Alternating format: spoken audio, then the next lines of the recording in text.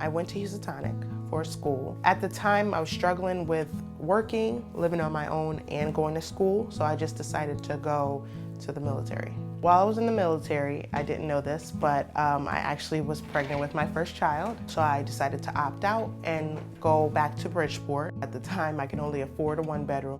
You have to pay your lights, you have to pay your gas, you have to have food on the table, you have to pay daycare fees, gas to get to work. As a single mom, you have to make it work.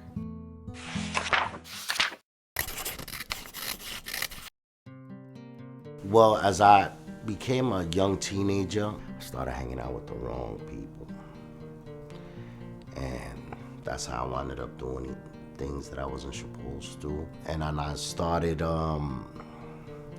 dealing, and then I got arrested. A good friend of mine who worked in the building company told me that she just recently bought a house and that she used Bridgeport Neighborhood Trust and their resources. And I said, wow. And I met and sat with them, and she told me, we also buy houses and rent them out based on your income.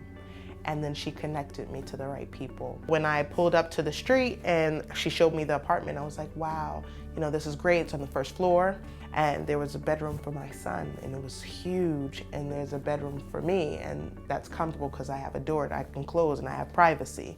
And I fell in love. How I got to know BNT was through the YMCA.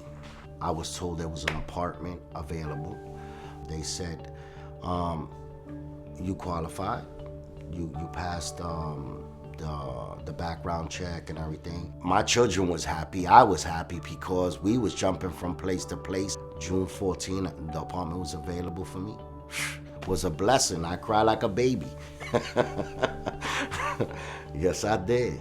So I considered that a blessing and took the opportunity and sat and realized and said, this is my time. This is for me. The opportunity to change my ways and make it better for me and my child. And that's exactly what I did. Hi, sweetie. Thank you. Hi, baby. It's less stress trying to worry about being comfortable and having pride in your home. If you can eliminate that problem, it opens the door for other things that you can worry about and accomplish. I would love to buy in a few years, buy a house, have a yard for my kids to play in, a huge yard. I want to own. I don't want to rent for the rest of my life. For me to get this opportunity to raise my kids differently as a single parent was a blessing. I have a home, I have shelter, my kids is not suffering, they have their own.